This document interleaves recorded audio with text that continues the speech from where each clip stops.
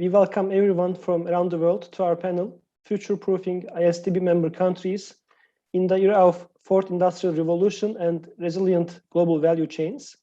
I am Mustafa Yağcı from the Islamic Development Bank, and I will be the moderator for this webinar.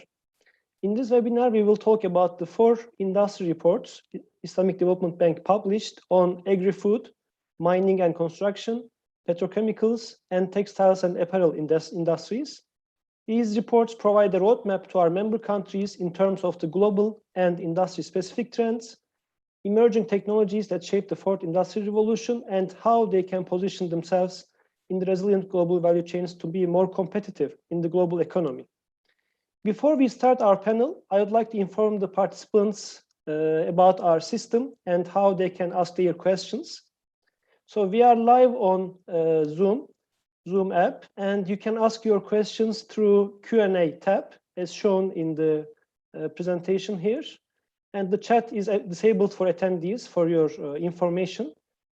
Simultaneous interpretation is available in Arabic, French, Russian, and Uzbek languages, and our panel will be in English. We are also live streaming on YouTube as well. If you follow us on YouTube, you can ask your questions via the chat box on YouTube. And we kindly ask you to be precise in your questions so that we can answer more questions during our panel. Please indicate for which speaker you are asking your question, and we will take the questions after the presentations of our 4 speakers. Before I give the floor to our speakers, I would like to explain briefly why we worked on 4 industry reports for the service of our 57 member countries. The world has gone through 3 successive industrial revolutions since the 18th century.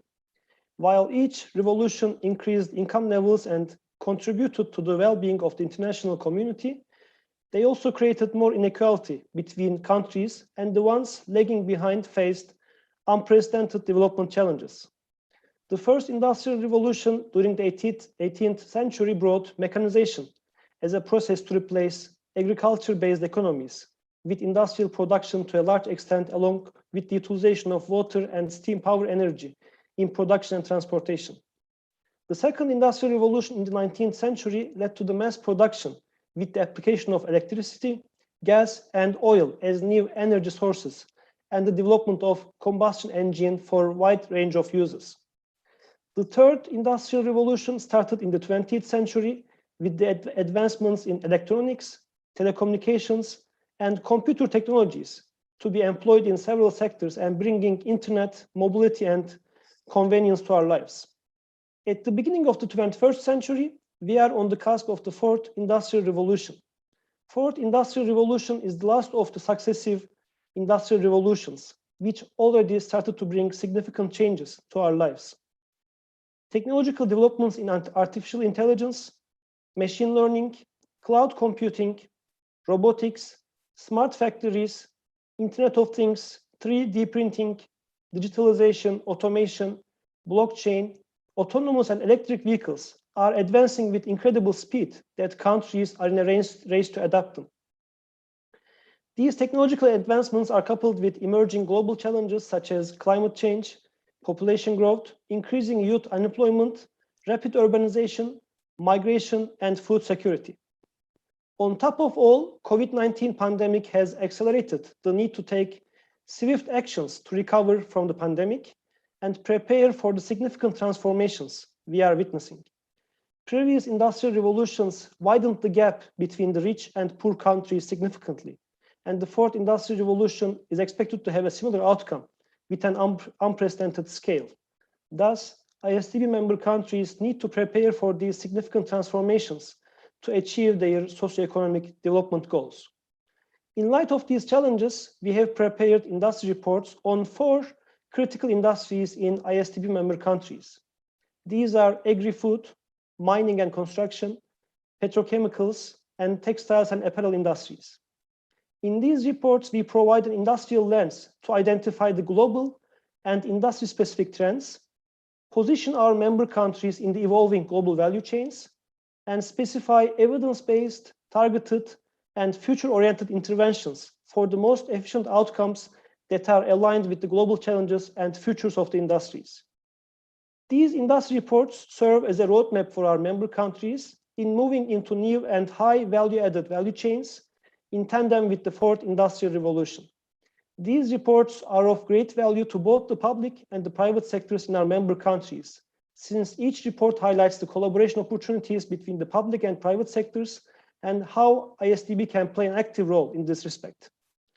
With our industry reports, we also aim to foster closer partnerships with all the stakeholders. We believe that closer collaborations with the public and private sector, international organizations, universities, and NGOs is necessary to build environmentally friendly, sustainable, fair, and growth-inducing resilient global value chains. We hope that our webinar will serve this purpose.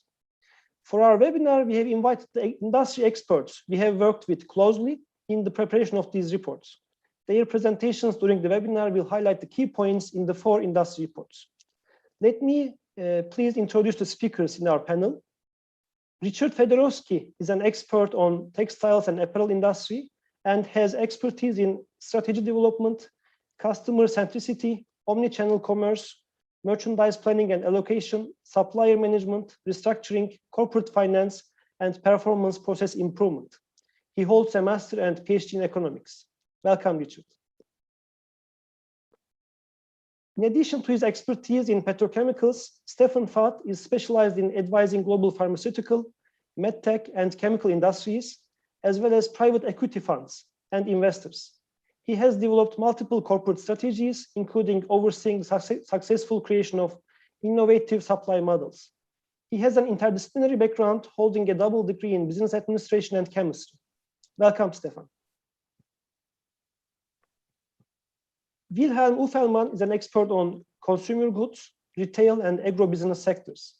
He has been consulting firms, international organizations, and public agencies on corporate strategy, market entry, sales strategies, procurement, supply chain management, due diligence, and restructuring. He studied agricultural economics and earned a PhD in business administration. Welcome, Wilhelm. Dragos Fundulea is an expert on mining, construction, energy, utilities, automotive, transportation, e-mobility, and alternative fuels. He has special expertise in large transformation projects, efficiency improvement, lean management, reorganization, and performance management. He has degrees on business, economics, and automotive engineering. Welcome, Dragos. Thank you. I would like to start our panel with Richard. Richard, textile and apparel industry is conceived as a strategic industry in the early stages of the industrialization process because of low fixed costs and high labor absorption rates. From history, we know that for European countries, the United States, Japan, and China, textiles and apparel served as an economic springboard to develop more technologically sophisticated industries. So what are the prospects for ISDB member countries in textiles and apparel industry? The floor is yours. Thank you very much, Mustafa, for the introduction in multiple dimensions. And yes, you raised one point directly. It is, what are the chances? And I think, yes, the times are challenging at the moment because a lot of challenges and threats are in the market, but as always, challenges create a lot of opportunity, and now it's time to take this opportunity.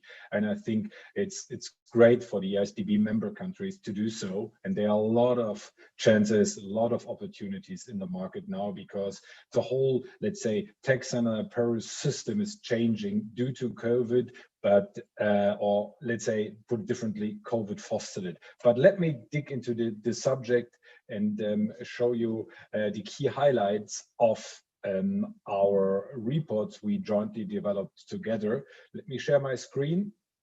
I hope now everybody can see it. So the starting point also for textile and apparel are the key global trends, which you probably all of you are very familiar with. It's one side, the population growth. I mean, we're expecting an increasing number of people living on the planet, and of course, everybody wants to wear. And depending on the region where of course, the subject changes why you are wearing clothes. In the Western world, it's a lot of self-expression. In other regions, it's just, much more the functional aspects. Well, this is a topic, so the demand will grow. And this brings me directly to the second point. There will be a lot of new markets, especially assorted with the increasing incomes in the eastern part of the world and also in the southern part of the world. So you see here just some highlights. I mean, it will shift the global spending power towards APEC, towards Asia, but also to other regions. And we have seen over the last years a strong growth of the GCC areas. So just keep this in mind when you look at textile. And last but not least, the whole topic on environmental awareness. These are all global trends which hit the textile and apparel industry, but there's much more going on. And let's have a look deeper into it, and you will find a lot of more behind in the reports, of course, because I just can highlight some issues. On the backbone of these mega trends you find here on the left side of the page, there are lots of industry specific things. And that's for sure the first point most of you are probably familiar with, is the increasing cost of production in China. And the change in market structure. Over the last years, the production costs in China have risen, labor costs are increasing, there are new laws in which pushing it up. So the whole textile and apparel industry is looking for new sourcing regions. Also, this brings into the whole topic of nearshoring. There's another, and that's a very interesting topic also for the IsDB membership, brands and retailers looking for strategic partnerships in their supply chain and along the whole value chain. So this brings me to the topic of vertically integration, also from the retailer, from the brand side, but also upstream from the supplier. This is a huge change we have seen, and Inditex is definitely one of the benchmarks which everybody probably comes up to their mind, but there are many, many more interlinks now, and you see with rising brands like Naked, for example, a Scandinavian brand, how vertical organized they are, how close they operate with their key suppliers. And that are not just suppliers in terms of contractual manufacturing, it's much more, it's about partnerships. Third point is the whole network. There's a lot of networking going on, a lot of collaboration with startups, with design office. We see a lot of openness in the market, that you bring technology, you make software as a service, you integrate it in your processes, you use external designers, you collaborate with universities, and you find them around the world. And I think over the next years, this will strongly grow also. Corporate social responsibility, that's for sure. It's closely interlinked, of course, with the environmental awareness, which is raising. And it's in everybody's mind, the whole textile and apparel production needs to become more sustainable. There's a new law which will be put in place, or it's already put in place in France, that you cannot destroy leftovers anymore in textile and apparel. What does it mean for the whole industry? I just had yesterday a discussion in Paris on this issue. That's a very, very interesting change in mindset. Or in Germany, the Lieferkettengesetz, so the Supply Chain Act, which calls for transparency.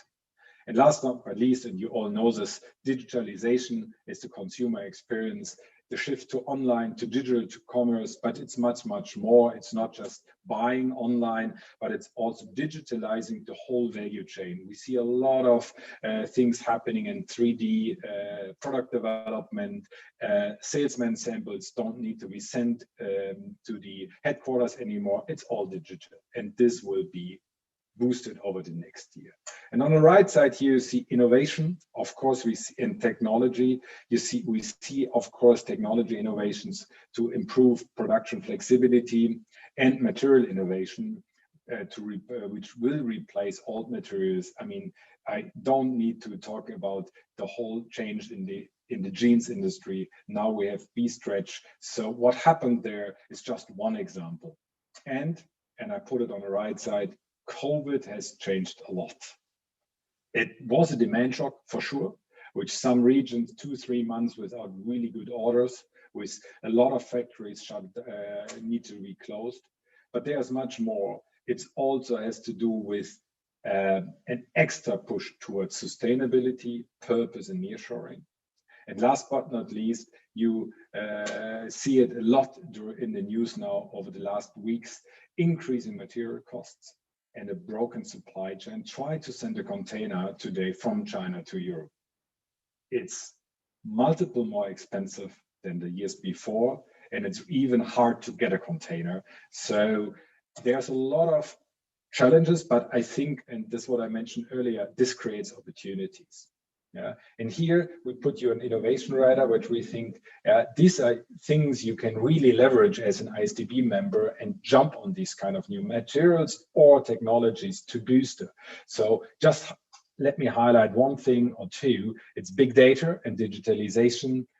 Over the next years, it will become common use to be interlinked on a platform-based, software-based with the brands and retailers, not just in the Western world, but also in China, also in Asia. And you exchange data via electronically, you do product development electronically in a 3D environment. And on the material side, I think we will see a lot of sustainability changes. Recycling comes up to the paper, closed loop discussions. Be prepared and use this as advantage, because this is the time brands and retailers changing their suppliers, changing structures. And when people change, there's room to jump in and go for it. And furthermore, there are a couple other challenges. Just, of course, we're talking about poor working standards in some regions of the world. And this is becoming more and more transparent, especially in the Western world. The waste topic, I just mentioned the new law in France that you cannot destroy leftovers anymore. Third point, of course, a growing secondary market. And for used textiles, we see startups in Europe selling clothes again, and not just in the luxury space. There are people like H&M who you can return the clothes, but others who now offer on their platform, not just new clothes, but also secondhand clothes. And last but not least, of course, it's a consumer industry. That means if the consumers are shocked, like during COVID, it reflects directly in a demand decrease. And therefore, the industry is quite depending in the global economy. But as I said earlier, lots of challenges, lots of opportunities. And I mean, we had a strong look and we did tons of interviews, more than 50, 60 interviews across the globe with key leaders, thought leaders, universities, big brands, smaller brands, sourcers, but also really retailers. So really covering the whole value chain to come up with where are the ISDB member countries are today. And you see here a summary. There are key players in the global textile and apparel industry. 15% of the global production of raw materials is created by ISDB members. You see it here broken down by jute, wool, and cotton. Cotton, 25% is laying in the ISDB member countries, and that's a huge part. 70% of the global export and 11% of the global values of textiles are in the ISDB, but I see much more potential. And we talk with North African countries. They are building up their roadmaps to foster this growth and grabbing much more of the cake. Because as I said earlier, this COVID thing initiated a whole supply chain review. And so I will promise you there's much more cake, and you can make out of the 17 or 11% easily 5-6% points plus. In the reports, you will find not just as an overview, we had a decent look into 5 global value chains in much more detail. So cotton, 1, wool, 2, silk, leather, and of course, man-made fibers, which are becoming more and more important, as I said, that these are new innovations coming through in the material point. And there's a lot of details in the reports, and I just can advise you to have a look, read it, and better understand the global value chain. And just to highlight cotton, because it's one of the most important parts of the textile apparel, and 25% of the global production is in your hand, with Pakistan, Uzbekistan, and of course Turkey being the largest producers. Use this potential also to interlink with the ISDB members like Pakistan to bring it all together across the whole value chain. And same for gold, 26% of the global production. Morocco or Iran, just to name a few, who are top of this rankings. And here we just can give you a flavor in terms of timing, how we draw up the global value chain. Here for cotton, we really took it end from end together with the ISDB from production over primary processing, right? Spinning, waving, secondary processing, design, garment, and retail. And you see here then always where the products going to. So apparel, of course, is the main usage for cotton. And on the bottom, you always then find the market size globally. And here in the middle, the ISDB share.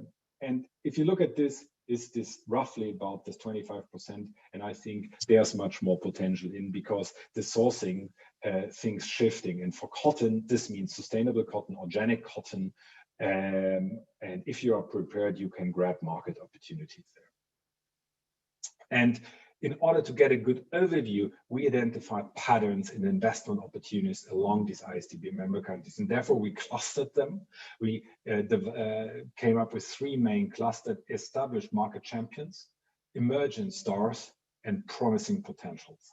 So all of your countries you will find in one of the buckets. And just to highlight, of course, market champions, I mean, I probably don't need to tell you, Bangladesh and Turkey. Turkey is a very old, fantastic player, very reliable. A lot of Europeans love to source there. And of course, Bangladesh, this is a great success story done over the last years, really growing the business and now being a very important player in the whole textile apparel. But if you even go into the emerging stars like the Republic of Indonesia coming really strong push there, Morocco as a promising potential, but also Malaysia and much other. Sorry if I cannot mention everybody, but there's a lot of going on, and I think this is fantastic. And as I said earlier, you can use this changing environment now to really get a grip and grow with the switches which are going in the industry. And here for every bucket, you will find in the reports designated tailor-made recommendations. And it's too much for today in this short time period to really dig in. But you find for every bucket the advice we came up together with the ISDB in terms of how can you improve the sector, in terms of sector competitive, see the left side of the chart, sector capabilities, framework condition, and of course, access to finance. And depending on the cluster, the challenges are definitely different. And here's kind of a framework you can take and bring it to your country and think what are the next step forwards. And there are countries we had the pleasure to work with 2-3 others ISDB members on the future improvement. And I can just tell you there's a lot to grab on. And you also will find a detailed assessment framework in the report, which you can use to assess your own country, benchmark your own countries.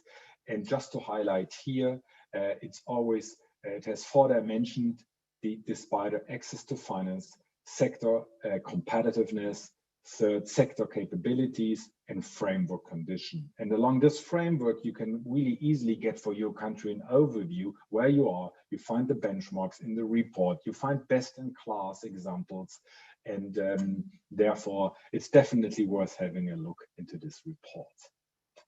And let me summarize the findings here. In order to be very concrete, we came up with 4 buckets of action recommended by us together to really lift up the potential I firmly believe, or we firmly believe, the ISD member countries have. First of all, left side of the chart, extending activities up or downstream in your value chain. As I said, it's a lot about partnerships and integration. So think what other part of the value chain you can expand your business, you can expand your country capabilities. And we see a lot of horizontal and vertical integrations. Creating the right infrastructure is key for textile and apparel. People go where other good champions are. If you want to produce a blazer, you need the trims. if you have a trim producer there, it's much easier than to import them. So create the right infrastructure, not just only for the production, but also for water, all the ingredients you need to really push the sector. Point 3, investments in innovative technologies and business models to drive sustainability. And as I said yesterday in Paris, we have a huge discussion about sustainability. This brand will do in the next 5 years, 50% of the whole global collection will be sustainable. And I'm talking about sustainable products. That means organic production, a very good ranked supplier in terms of sustainability. And of course, depending on the brand, it differs, but make sure you use this opportunity to drive this forward. Especially the Western brand will push it very, very strongly. And last but not least, point 4 here on the chart, strengthening standing and visibility as a sourcing destination. Yes, there are a couple ISDB member, which every sourcer in the Western world, but also in APEC or in China has on their agenda. But there are many more countries where fantastic capabilities are. And make this transparent. Cooperate together as ISDB member to foster the textile and apparel industry grow. Then you will create a fantastic growing industry and use all the or turn all the challenges into opportunities and business growth. And that's what I firmly believe is really possible. And therefore, if I'm here, I'm living the sector, and it was a pleasure working together with the ISDB on this study. And I hope we can give a lot of inspiration for the industry to grow. Thank you very much. Thank you very much, Richard, for your insightful presentation. As Richard mentioned, for more details, we recommend our participants to access the Textiles and Apparel report on ISDB website, and the link to access the report is shared on Zoom chat. And now we will focus on petrochemicals industry. Petrochemicals is a key industry for many ISDB member countries. These countries have access to substantial natural resources, and at the same time, they aim to diversify their economies so that the economy will not depend on single commodities. Stefan, in consideration of the global and industry-specific emerging trends, how are ISDB member countries are positioned in the petrochemicals GVC, and what necessary actions do they need to take? The floor is yours. Thank you. Thank you very much, Mustafa. It's a pleasure for me to be here today and talk about our analysis and view on the futures on petrochemicals and the role the ISDB can play in this exciting industry of numerous opportunities going forward. So we see that already today the ISDB member countries do have a very substantial share and opportunities in the basic and major products. When we talk about base chemicals and polyethylene, which are at the very first step of the global value chain, the ISDB member countries do represent a major global share already today with 20–25%.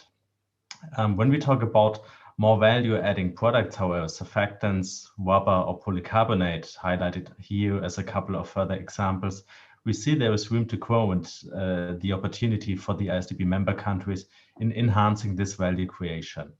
So in a nutshell, we do believe that going forward, ISDB member countries can become more self-sustainable by exploiting these opportunities and therefore reducing dependence on potential imports from other countries and regions.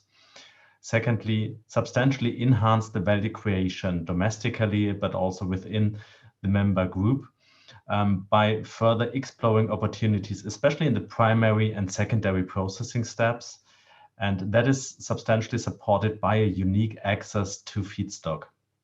And lastly, this will translate in a significant economic advantage of creating thousands of jobs, not only in the petrochemical sector, but also allow substantial spillover effects to other industries, to formulating industries, processing industries, but also in R&D, education, and within governments.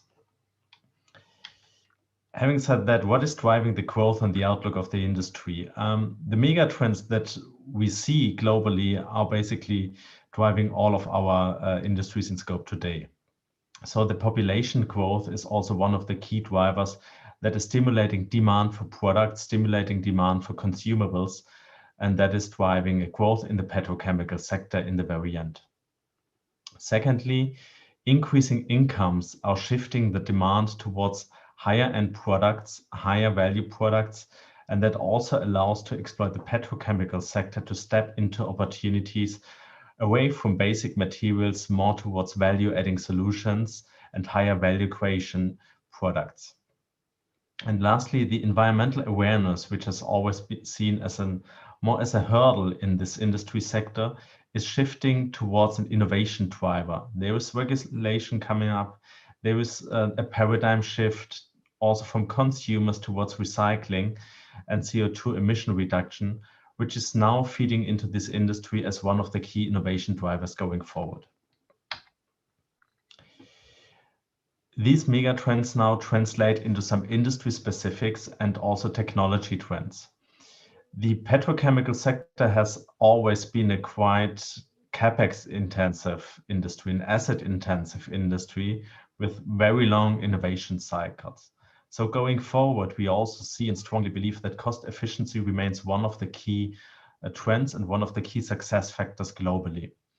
That means you have an inherent success criteria and advantage if you have access to feedstock, because that allows you to reduce your logistic costs, to reduce your manufacturing cost, and that makes the IsDB member countries in a very favorable position today.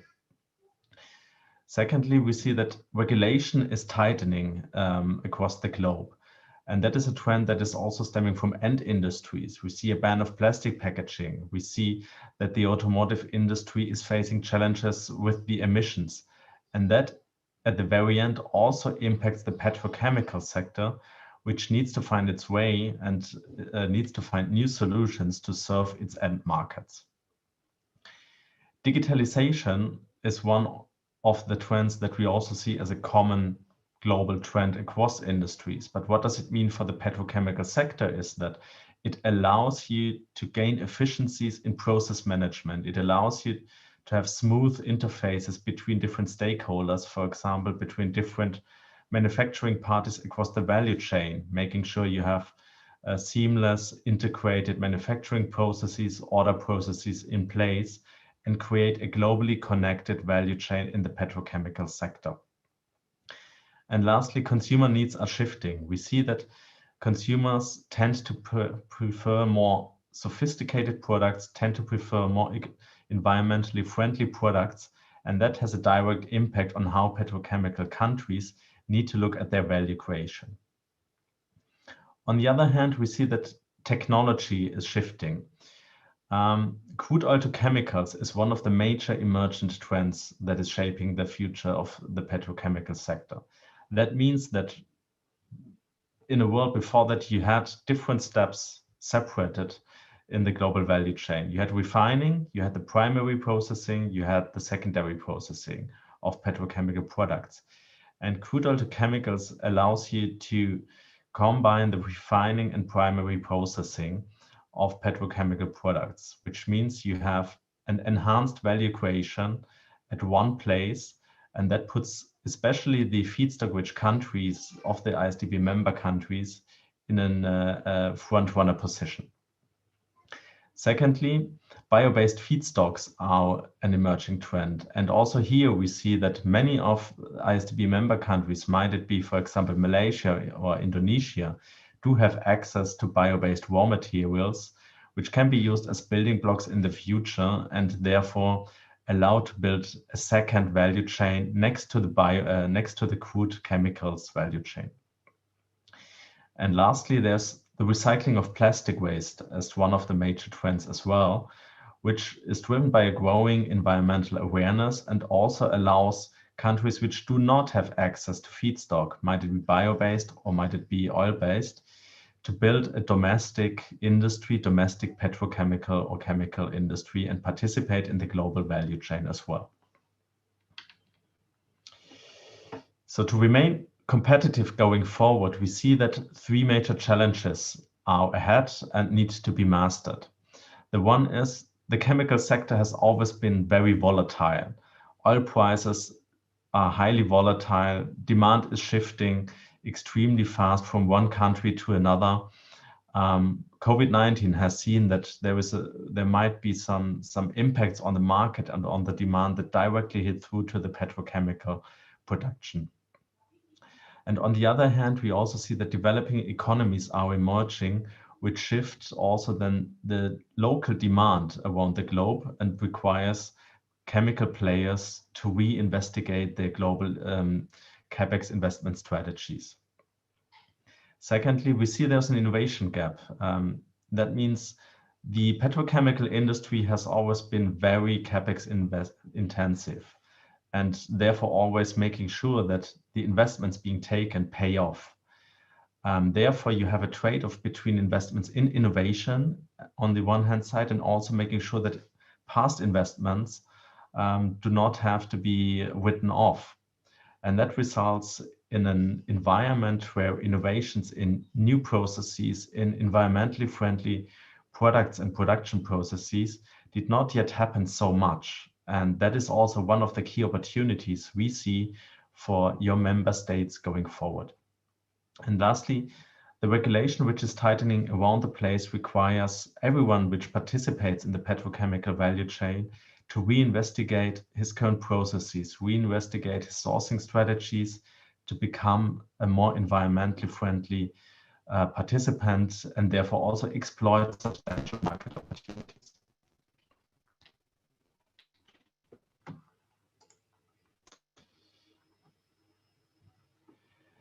When we look more specifically to the status quo of the ISDB member countries, we see that there was a very substantial positioning and also a very bright future going forward. 60%, nearly 60% of the global proven oil and gas reserves are captured and provided by the ISDB member countries. However, it's only 22% of the petrochemical output that is provided by the member countries today. And that shows that since there is access to feedstock and also access to bio-based feedstock, the growth opportunities along the value chain, especially in primary, but also in secondary formulation and processing, can be enriched.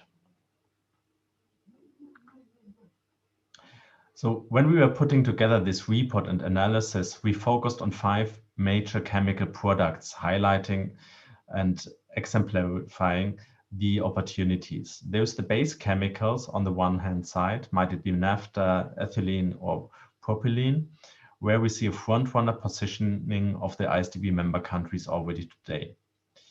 Then we have polyethylene as the most commonly used plastic around the world. And also here, the ISDB member countries do have a very fair share and can further contribute going forward. And then we depicted 3 other examples where we do believe some substantial growth opportunities going forward. Polycarbonate is one example of the higher end plastics, and this represents multiple opportunities in different plastic types as well. We have synthetic rubber as one of the examples, highlighting also here the connect towards the automotive industry we see in some of the countries being highly relevant, but also an example which highlights a potential pathway for more bio-based feedstock in some countries. And then we have the surfactants as another example where oleochemicals, so bio-based feedstock, can come into play, and ISDB member countries can enhance their positioning around the global value chain. For all of these kind of products, we have demonstrated the global value chain in the report. And this is now the example for polyethylene, where you can see that the ISDB share in the very first step of extraction, production of ethylene is very high. And also then the primary processing share is considerably high.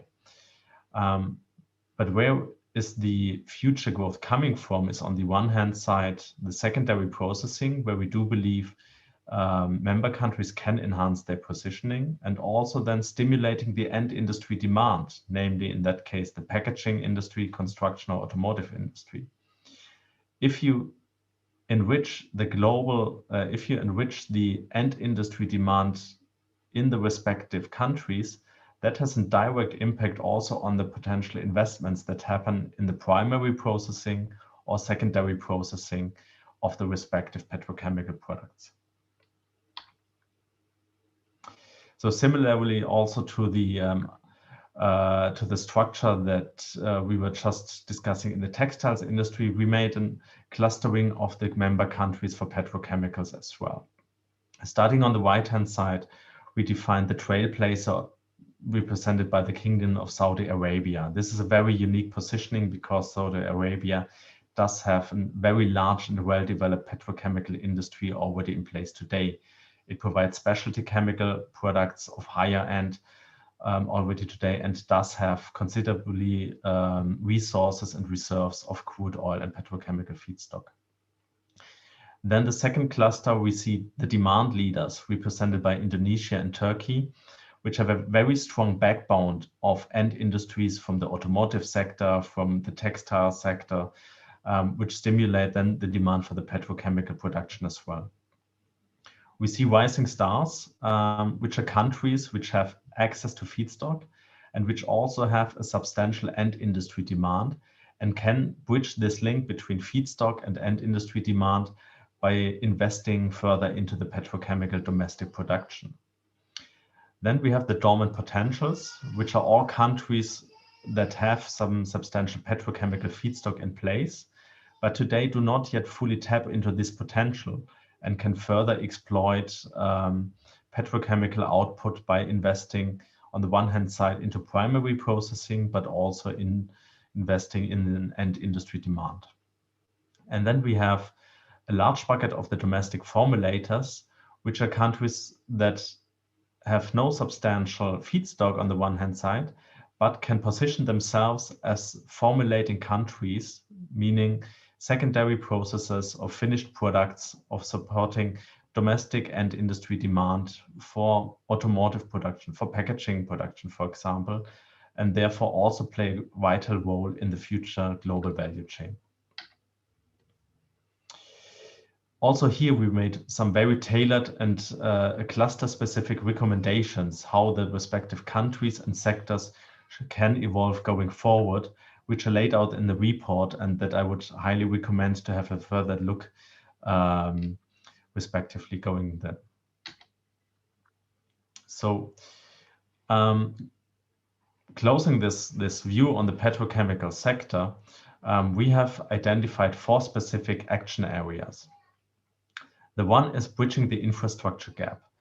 There is a very different positioning of IsDB member countries today, and you can easily integrate this infrastructure gap between primary focused processors, secondary focused processors, and industry countries and feedstock-rich countries, which would allow to build a global network in the petrochemical industry across the different IsDB member states.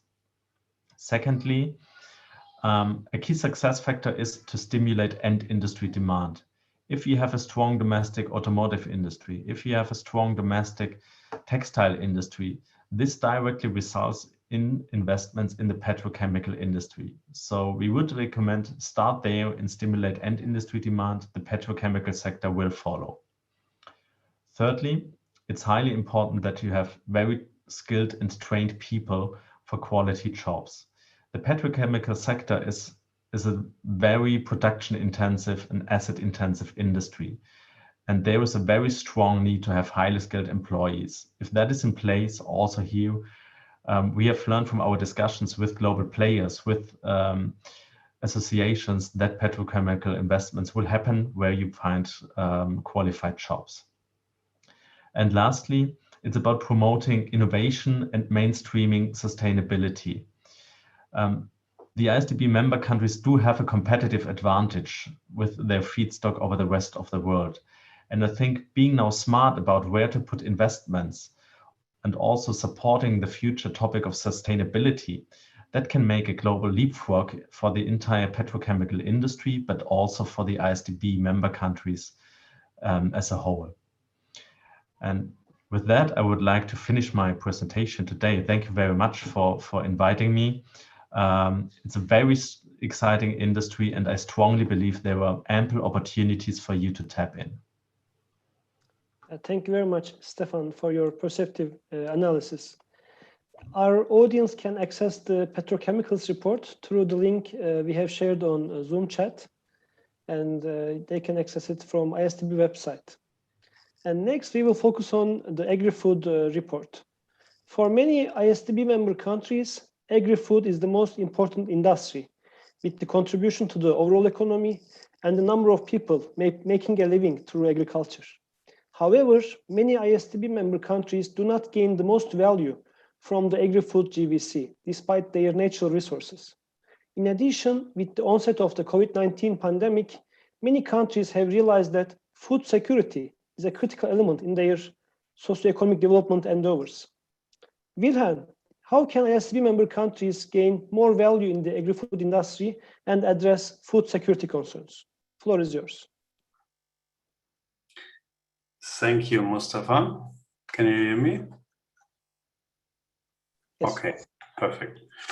So let's have a look at the future of agriculture and the food industry, as this is one of the most important industries overall in the ISDB countries. So to have a look today, what is the contribution of ISDB countries on a global level? You can see here major positions in cocoa, in palm oil, in rice, fish, and dairy. And we believe, and we strongly believe, that there is a lot of potential to be unlocked in the future, to be exported in a value of hundreds of billions US dollar. And how to unlock this, we discuss about in the next couple of minutes. I think talking about, and my colleagues already discussed about the global trends, let's say, we think about global population growth. So we're looking forward towards 10 billion people in 2050, but let's say 8.6 billion in 2030, according to our calculations. And let's say ISDB member countries are here, let's say, one of the most important to grow. If you talk about then, let's say, supply of calories, I think this is a major point to be discussed. What we also see, and this is hitting the rural area most, is, let's say, the increasing urbanization. Nobody want to work anymore in the agriculture space. This is a key issue. Let's say, especially if you talk about livestock farming, key challenges to attract people and labor in this area. What else? Let's say we clearly can see a shift in the protein sources. Let's say in the Western world, we see more, let's say, from animal-based protein to plant-based protein, because it's also a question of sustainability, of price, of animal welfare, etc. What else we can see is, let's say, rising resource depletion. So due to the situation of most way of unsustainable farming. So think about Uzbekistan has a lot of challenges in farming to the dry situation, and also to the monostructures. So we have a lot of loss of fertile soils across ISDB memberships, but also on a global level. So wind erosion, water erosion, and let's say non-sustainable farming practices have a huge impact on the future fertility of our soils. And also, of course, deforestation. So lacking a lot of CO2. This is a key question for the future. And new regulations. So think about biodiversity, other restrictions on land and water use, let's say due to irrigation limitations, etc. So these are major factors having a huge implication on future farming techniques. But seeing, let's say, the industry-specific trends here, what we clearly can see, we can support the future of demand. Let's say having areas which are less fertile in the world, getting more GMO crops on the field. So this is a major breakthrough. Think about soy production, global soy production went from 1 ton per hectare to up to 3 or even more tons per hectare due to GMO. And this is helping to grow agriculture production. What else? And it's a key challenge due to the fact that less labor is available. So mechanization, automation is clearly something need to be improved, but in ISDB member countries less developed, is really autonomous tractors, remotely operated machines, and robotic equipment. So this is something where in the Western world is quite developed, especially think about fruit and veg production, so where a lot of labor is relevant, and we need to think about technology which can replace all this labor which is not available anymore for farming. Think about digitization and big data. So soil monitoring, weather conditions, smart irrigation systems, so growing more with less. So there we have new technologies need to be used, to be more sustainable, water sustainable, and also soil sustainability. And we have solutions, but these solutions need to be implemented also in ISDB member countries. Think about alternative farming systems. Think about hydroponic, aquaponic, and aeroponic systems. So especially in fish production, we clearly can see that aquaculture is the future.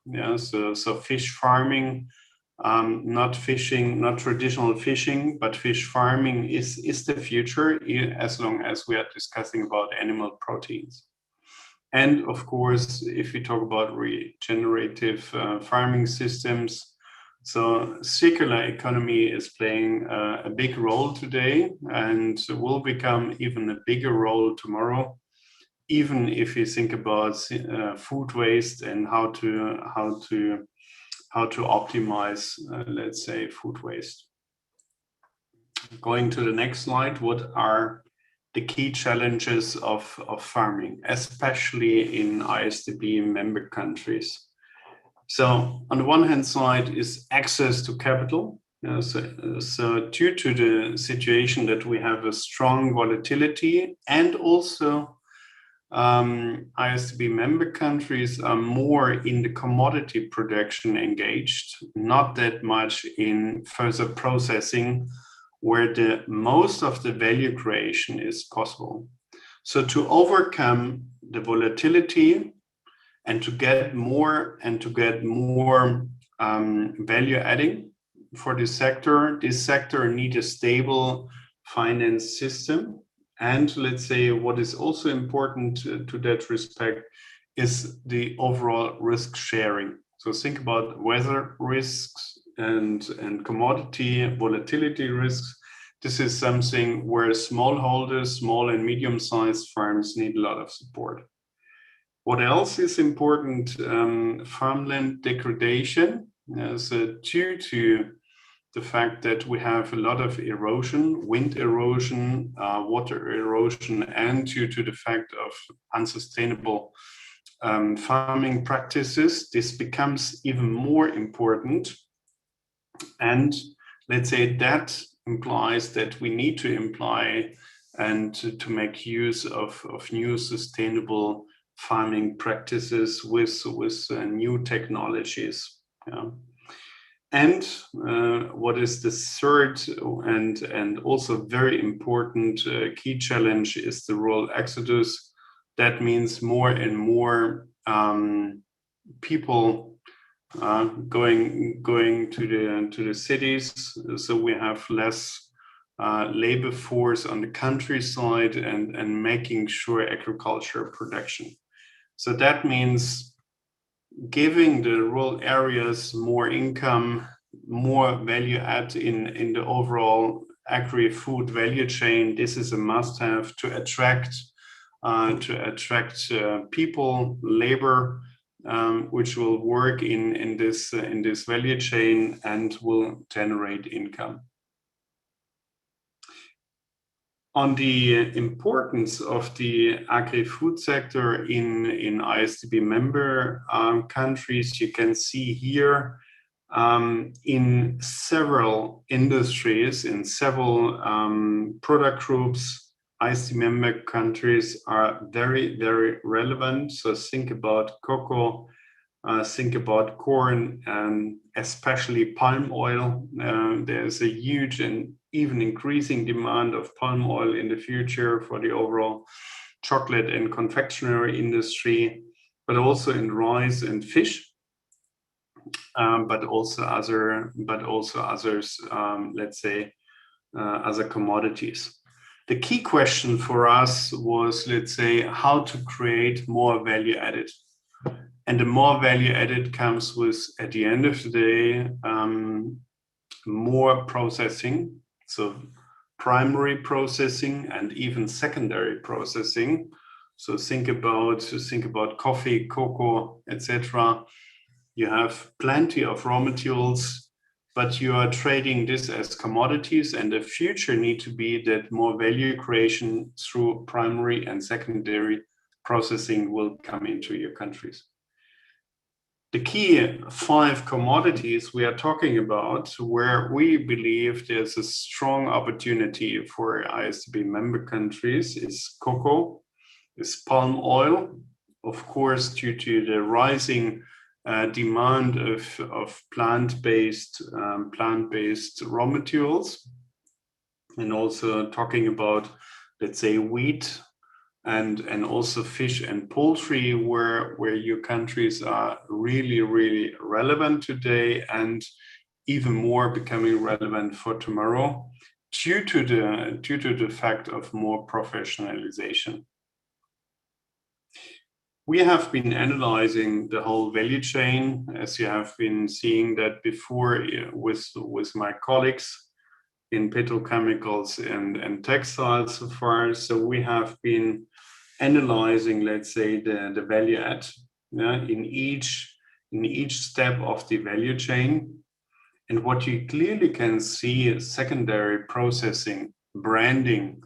So the B2C production of products such as confectionery, such as baked goods, beverages, and even others, they are adding the value.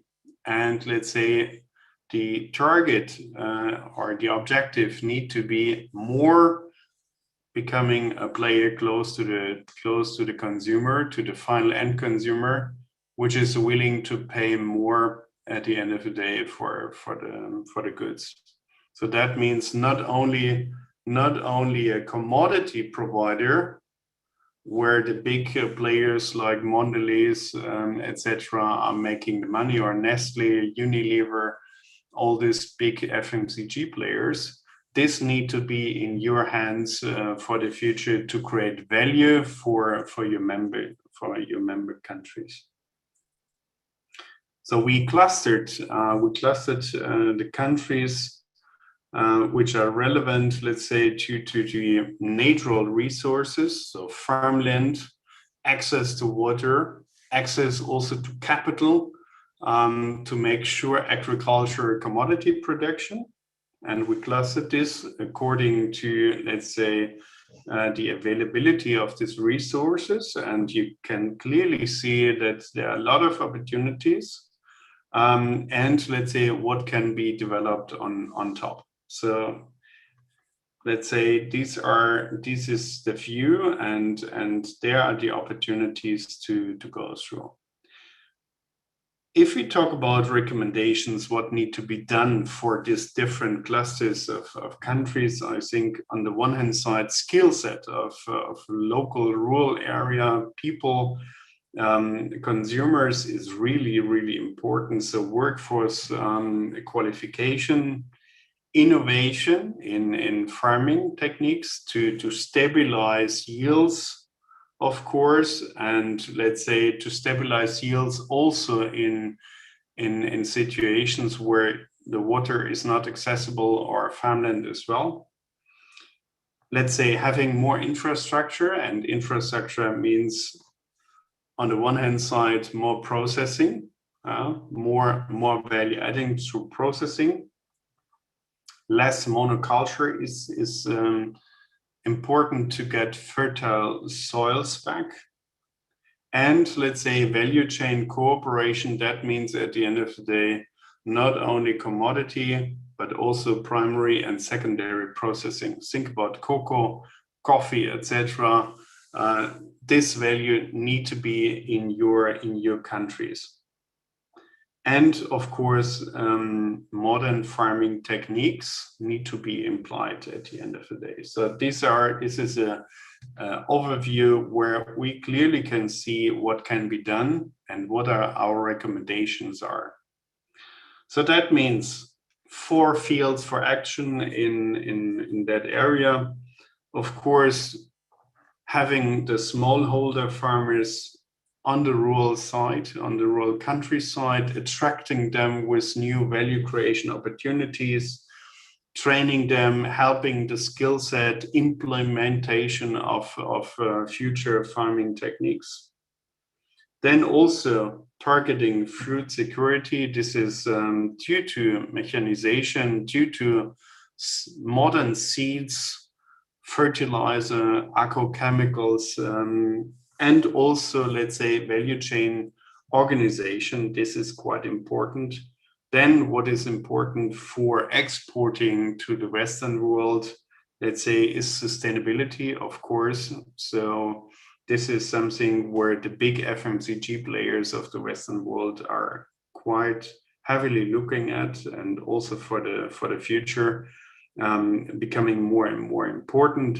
And of course, let's say, broadening production, what we discussed, more value adding locally in the countries, in the member countries. This is a short overview of that, what you can find in our report. Thanks for listening, and happy to answer your questions. Thank you, Wilhelm, for your very interesting presentation. And we have shared the link to access the agri-food report in Zoom chat, so you can access the agri-food report. And before we go into last presentation on mining and construction, I would like to remind our participants that they can pose their questions through Q&A box, Q&A tab, and please indicate which speaker you are indicating your question. So let's start our last presentation. Mining and construction industry has strong linkages to the rest of the economy through not only emerging technologies, but also the infrastructure investment required to provide high quality services in communication, transportation, health, and education. Dragos, what are the necessary actions ISDB member countries need to take to improve their position in the mining and construction industry and increase their contribution to the overall economy? The floor is yours. Thank you, Mustafa, and good afternoon to our audience today. I hope you can hear and you can see my slides. So it's a real pleasure to be part of this ISDB event and looking forward to a fruitful dialogue. Before we start discussing the main insights of the futures report on mining and construction, I would start to highlight some of the stakeholders that have been actually involved during its development, and we interviewed leading industry associations, international global companies, and also startups, as well as specialized organizations, for example, in the field of artisanal and small-scale mining, in order to have a complete picture. So I invite you to deep dive into the insights of the report now. To start with the global trends, which are expected to reshape the industries by 2030, and of course, drive change in the mining and construction industries, we have already discussed, and my colleagues have tackled some of the trends like population growth and increasing urbanization. Consequently, the other trends I would mention, very important for mining and construction, are related to, first, the growing environmental awareness. We expect that increasing environmental consciousness to materialize across the main stakeholders, from mining and construction industries, along with a tighter legislation and more effective enforcement. Another trend is represented by changing consumer behavior. We expect global growth in spending power to increase, demand for electronics and durable goods, the adoption of sharing economy model to incentivize, for example, electric vehicles uptake, with an important influence on the metal demand, while sustainable models are shifting the focus from processing to recycling and refurbishment. Finally, we have highlighted advancement in the technology digitalization, which is expected to materialize in more efficient and transparent operations across the mining and construction industries. Turning our attention now to the mining sector, there are a series of industry-specific trends which will disrupt the industry. For example, Industry 4.0, mentioned by you earlier, of course, will accelerate the trend of connectivity and drive demand for smart electronic devices. There will be also an increasing emphasis on sustainability, which will drive demand for green solutions in both transportation and energy, and increase penetration rates of alternative solutions, such as electric vehicles or sustainable energy solutions. In mining, innovation and technology trends are also expected to have significant influence on the sector. For example, there are new technologies in advanced analytics, such as deep earth imaging or innovative data processing techniques. Then development in the field of automation and robotics will drive autonomous vehicles, remotely operated machinery, drones, or robotic equipment. Of course, with a significant improvement in accuracy and safety, but also a challenge from the perspective of human resource. The other trends I would mention related to supply chain digitalization, where the concept, for example, of ethical mining is becoming increasingly important, and blockchain will have an important role, or innovative environmental management techniques. If we shift now to the construction sector, there are two important industry-specific trends that I will highlight. First, modularization and off-site fabrication. The increased demand for constructions and affordable housing, especially in the context of increased population, will incentivize the uptake of modular designs, allowing for faster, more cost-efficient mass fabrication, in many cases off-site. Secondly, there is an increasing focus on sustainability that will impact the entire construction life cycle, as more energy-efficient solutions will be widely adopted. Similar to what we have seen for mining, there are, of course, innovation and technology trends which will shift the current construction paradigms. For example, smart production, such as 3D printing, already strongly impacting the industry. Also, increasing use of intelligent materials, such as smart floors, generating electricity, or smart glass. Another strong trend represented by alternative fuels and low emission energy, with a strong positively impact on highly emitting sectors such as the cement production. I can remind you that, for example, cement production is attributed to 3% of the global CO2 footprint. However, in order to benefit from many of these disruptive trends that we have discussed about, the mining construction industries need to overcome a series of challenges. And these, of course, are very applicable to IsDB member countries. One of the important challenges is related to the physical capital. For example, outdated and efficient technology results in large productivity gaps, and there is potential for environmental hazards. Another important aspect is the limited processing capacity, which leads to export of commodities rather than domestic capture of this value. Human capital is clearly another challenge which needs to be overcome. On one hand, we witness insufficient employment opportunities driven by the increasing level of automation that we discussed. On the other hand, we see that technological illiteracy is resulting in some cases from limited national educational systems as well as limited industry-specific institutions.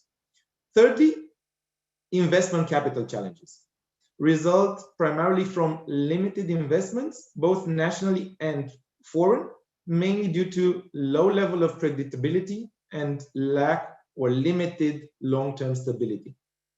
Lastly, a very important challenge and increasingly is the long-term sustainability, where there is a clear imbalance between how much raw material we exploit and the local value creation, also influenced, as mentioned, by the physical capitals of the assets, and the limited prioritization of environmental and local communities in certain areas.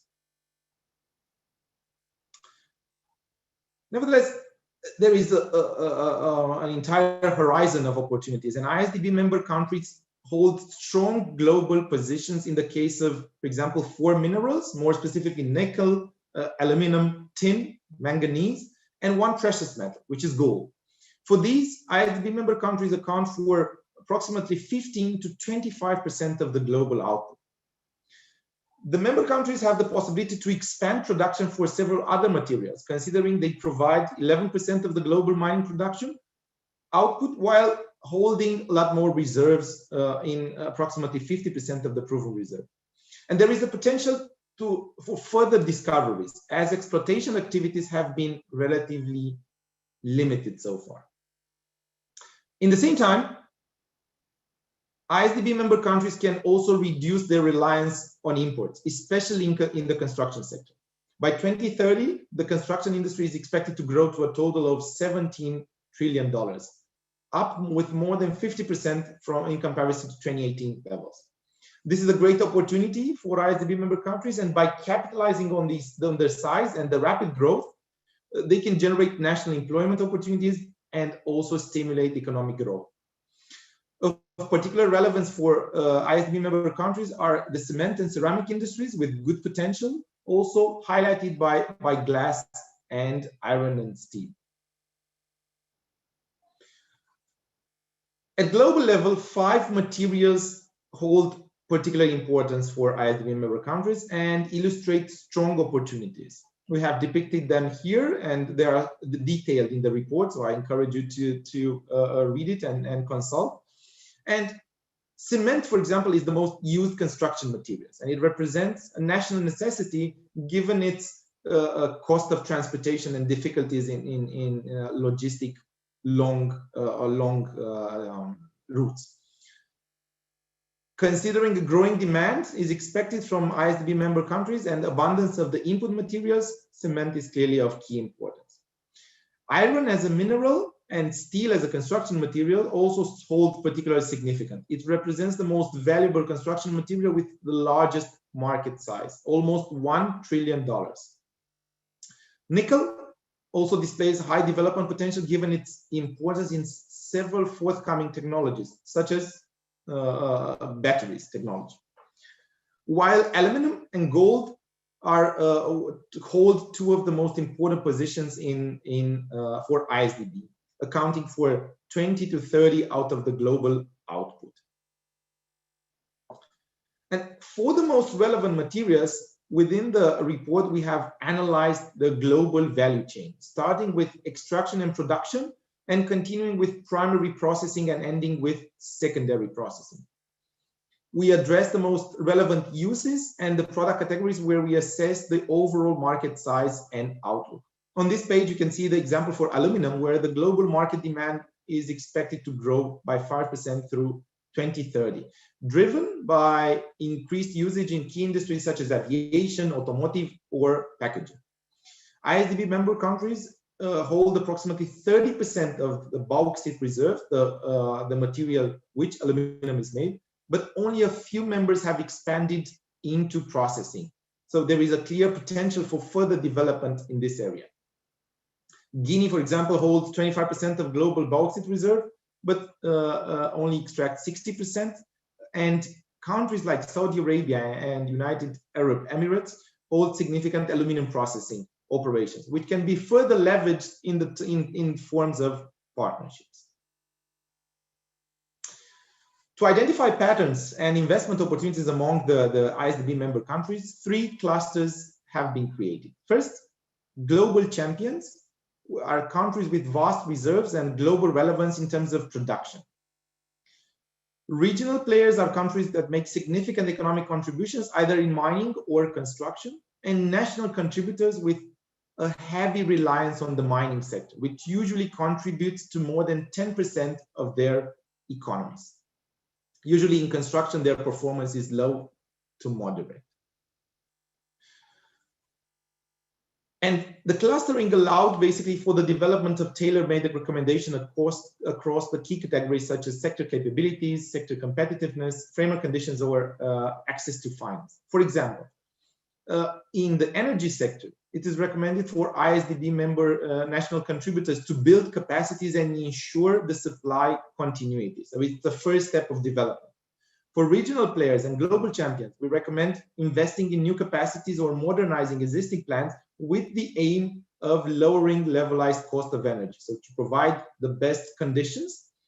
And if aiming to become a global leader, ISDB member countries, of course, should decarbonize and shift from fossil fuels as the overall direction aims this way. We encourage you to consult the report and the full framework of recommendations developed across these lines. 4 concrete fields of actions could be pursued by ISDB member countries from our perspective in order to unlock the full potential. First, members should strengthen and broaden their processing capabilities. They should expand downstream into processing to derive more value from large mineral reserves they possess. Also, if they establish public-private partnerships, they can leverage the country-specific advantages and mitigate the risks associated usually with large-scale investments. Second field of action to unlock the potential is bridging the infrastructure gap. They could promote renewable energy solutions by endorsing financing schemes such as PPAs and boost adoption rates. And also they secure long-term commitments by government participation. They can drive innovation and technology as a third field of action by prioritizing startups and SMEs, and also investing in research and educational institutions.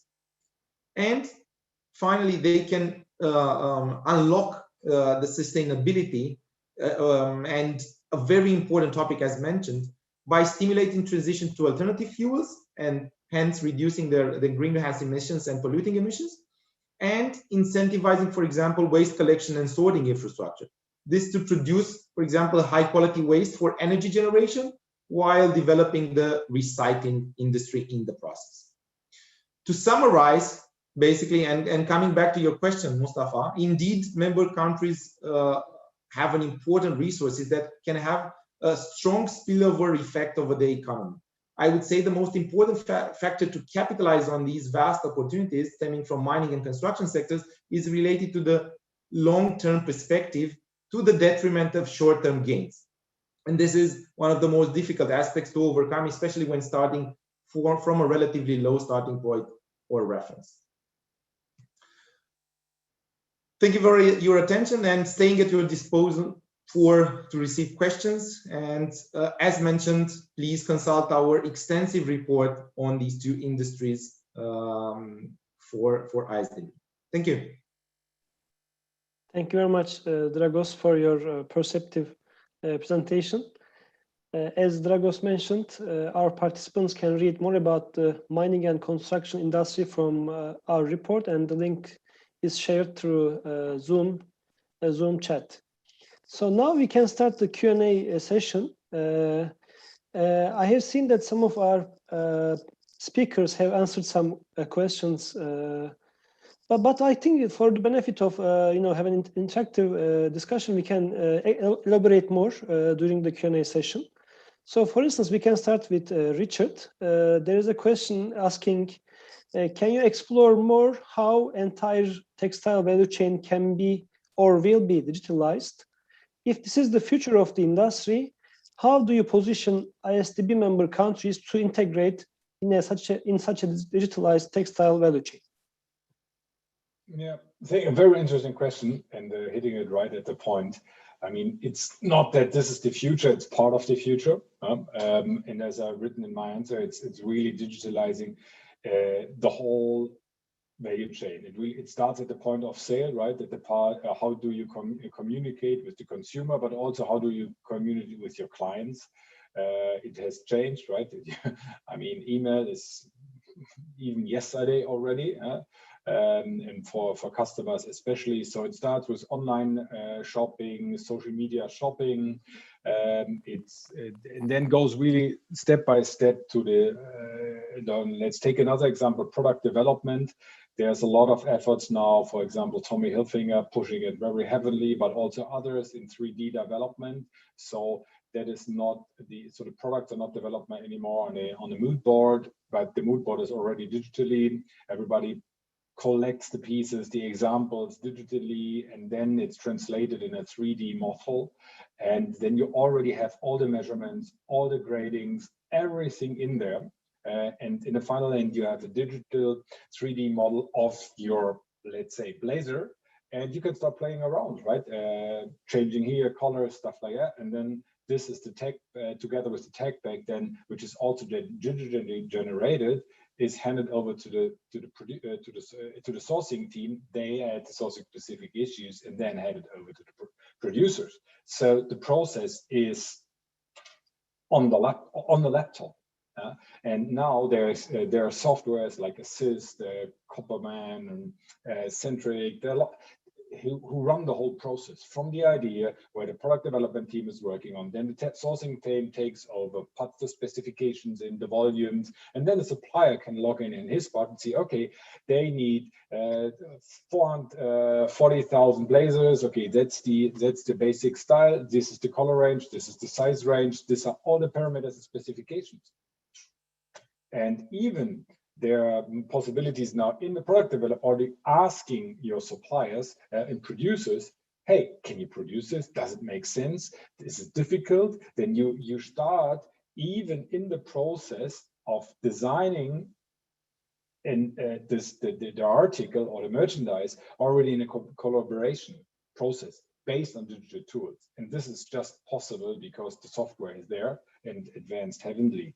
And maybe not, I mean, also in terms of technicity in the garments itself, you can start thinking about using blockchains and other technical features to identify the garment. Just imagine if you would scan the clothes, you would know what garments are in there, man-made and natural fibers. You know exactly how to take it apart, how to recycle it. So there's a lot of efforts going on, and most of the people just think about digitalization in terms of sales, in terms of online and communication, but it's much, much more. And I think it will be a prerequisite in the future. Now it's both words, but it saves so much time, especially in the high-cost countries, that the interlinkage and the exchange of data will be pushed into the digital world, and then the whole process just becomes digitalized. And I think the IsDB members need to be ready for this. We see super good examples, people pushing it, and it's not on a country level, it's rather on a company level. The countries have to put the infrastructure in place, right? You need a strong connection and a fast connection to be online to do this kind of thing, because you're exchanging lots of data. But the rest, it's usually company by company. But I think the countries can push this by training, by offering help in digital value chains, fostering investment programs, because of course it also has to do something with investments. Thank you very much, Richard. And the question was on textile and apparel, but as you mentioned, we see disruptive changes in many of the industries, and digitalization is a key factor to adapt for the significant transformations we are witnessing. Thank you very much. So the next question we have is for agri-food, for Wilhelm. So it starts with a comment and then comes the question. Surely ISDB member countries need to move further downstream of agricultural value chain, such as processing, so as to increase value added. How do you position ISDB member countries to tackle structural issues such as natural resource depletion and lack of water in production stage of agri-food value chain? And how do you see member countries implement your recommendations such as genetic engineering and mechanization? Mustafa, yes, I tried to already answer on this. Let's say, due to the fact that we have limited resources, and especially in some of the ISDB member countries, we have very fertile soil, but we have no rainfall or very limited rainfall. I think what is a very important one, and we are developing currently some strategies on greenhouses, on high tech, on top tech greenhouses. We're totally operating without any soil. So even in sandy regions, you can make use of it. And also, let's say, irrigation systems which are using more than 10 times less the water to get the same output of, for example, tomatoes, cucumbers, and so on. So investing in that top-notch technology will enable you to deal with that limited resources you have. I've been working, for example, in a project in Egypt where they used a lot of Nile water, but in very old style irrigation systems, a lot of water consumption.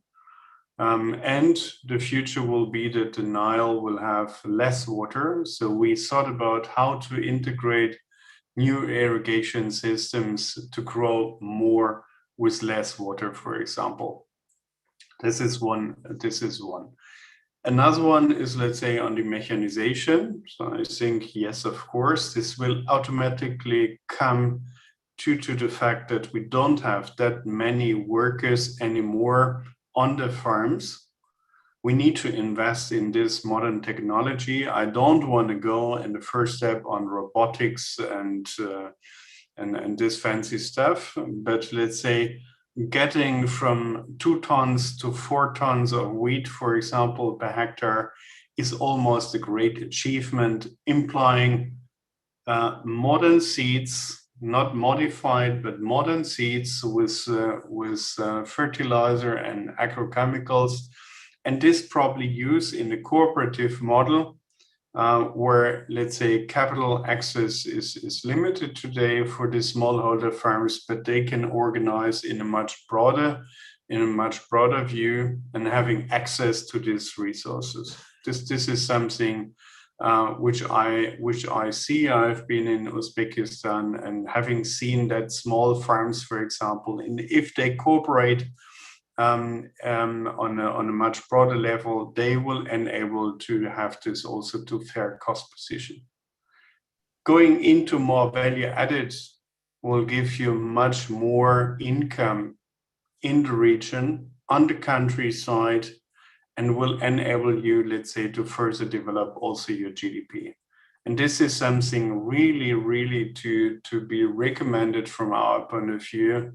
You need to develop to a more processed products supplier, semi-finished goods in the cocoa chocolate industry, for example, or even roasted coffee.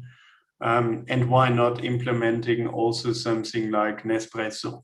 So capsules like Nespresso can be also developed, produced in that countries where the origin of the coffee is. Not talking about fair trade. Let's talk about direct investments in the countries of origin. This is also possible. Thank you very much, Wilhelm, for your answer. And now we have 2 questions for Stefan. Let me read them, Stefan. The first one is, as you explained in your presentation, scale is paramount to the development of petrochemical industry.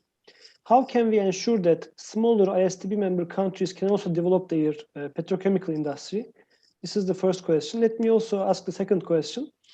As there is a huge demand shift from oil-based products to more natural ones due to environmental and climate change concerns, do you believe petrochemical value chain will be attractive industry for ISDB member countries in the long term? Floor is yours, Stefan. Thanks. Very, very interesting and very good questions. So I do believe that you might remember the picture we had on the different clusters. And we do see that most of the ISDB member countries fall under the cluster of domestic formulators. And I think that's also the value proposition these countries can have. You have a value chain of asset-intensive production and refining. And that is really the step where scale matters and where scale is the success factor. Now, if you move the value chain to the right towards primary processing and secondary processing, the asset intensivity and also the respective capex requirements get less. And that also means that at the very last step of the value chain, where you do the final formulations, where you do the final product steps, you do not require substantial capex, you do not require substantial scale. But that's also the step where you have the highest amount of value creation, actually. And that means we do think and we do strongly believe that at this very final step, many countries can stimulate their domestic value creation at very little cost, at very little investments. That might be that you do, for example, the final formulations of paintings, the final formulations of surfactants, which then go into the respective end industries. Might it be automotive, might it be packaging, might it be even textiles. And here you can create value at very little cost. And I think that's a great step up opportunity for most of the ISDB member countries. Now, the shift towards bio-based materials, sustainability, and so on, I think that's an ambiguous trend on the one hand side, because you always have this trade-off between, do I want to pay for sustainability, or do I want to, let's say, have the most efficient and cheapest processes in place? And I think that's also true that if you look at the characteristics of ISDB member countries, you have the great advantage of being strong in both, right? You have countries which do have feedstock access and they can be highly cost competitive. They can provide the scale. And then you have, on the other hand, countries which are rich in bio-based materials, which are rich in palm oil, for example. And they can play a strong, vital role in the oleochemical value chain in the future. And I think the smart step will be to integrate both worlds and making sure you have a competitive advantage in both angles. Thank you very much, Stefan, for your answers. We are running out of time, but let me ask one final question to Dragos. The question is, the true spillover effects of mining and construction activities into developing country economies is rather controversial. How can we help developing ISDB member countries reap the most benefits from mining and construction GVC and through their also spillover effects in the economy? Indeed, yes, of course, a lot of mining can be at some point a controversy industry as itself, and we see from the end consumers an increasing preoccupation for ethical mining. So if the right practices are embedded, we are sure that it's an industry that we can be sustainable and it can have opportunities on a very, very long time perspective. This is because, of course, we would require not only these quantities of raw materials in the future, but increasingly more as we see from electric vehicles, as we see from aluminum. So many products are required and will be increasingly needed. So what needs to be embedded is this ethical production of raw material. Secondly, in many of the countries, mining is one of the, especially the ones with lower economic power, mining is the industry that is first developed for its commodity. It's very important that in that point in time, if mining is the first industry to be tapped into, to have this spillover effect with investments in transportation, in energy supply, in order to make at least the basis for the investments in other economic sectors. So it can be let's say the first layer of development for these countries, and they need to reap the benefits as much as possible in order to be sustainable on the long term, rather than, as mentioned, the short time perspective. Thank you very much, Dragos. I think with this, we can conclude our panel. We thank our speakers and participants for a very interesting panel. As discussed in our panel, ISDB member countries have great potential to unlock in the industries we have discussed: agri-food, mining and construction, petrochemicals, textiles, and apparel. In light of the significant transformations we are witnessing, we strive to continue in supporting our member countries and prepare them for disruptive changes, as we have discussed here. And we believe that evidence-based, targeted, and future-oriented interventions is critical to prepare our member countries for the fourth industrial revolution and be part of resilient global value chains. We hope that our reports will serve as a roadmap for our member countries to recover from the pandemic and to rebuild an inclusive, sustainable, and resilient future. And we thank you all. Thank you very much.